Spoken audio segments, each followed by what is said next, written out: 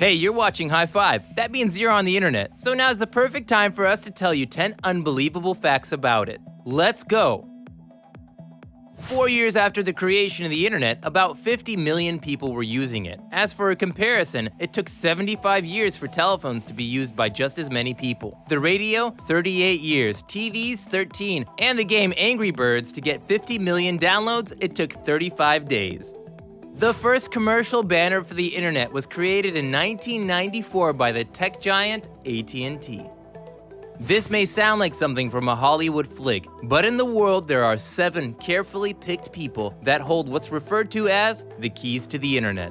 These are cards with specialized encryptions that in unison have the power to bring down and restart the internet. In the case of there being a major hacking of the greater portion of the web, these people will immediately be taken to a military base in the US where they will all put in their keys and the global internet will go down altogether.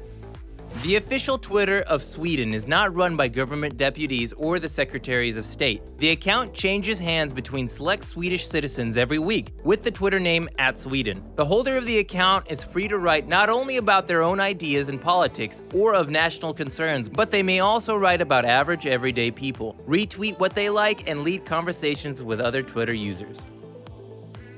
Porno sites are oftentimes the forerunners for new technology in internet trafficking and media. For instance, the first site to allow visitors to enter credit card info was a porno site that gave access to, well, more porn. Porn sites were the first to introduce live feed video chats too.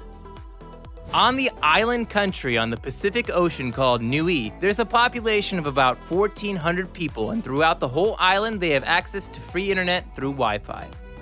The domain name .tv that television channels like to use is not a public domain like .com or .org. It was originally registered to an island republic called Tuvalu that's located in the South Pacific. They decided to sell rights to .tv to various interested parties and receive about $2 million a year from it. That equals out to be 1/10 of the entire monetary intake of that country.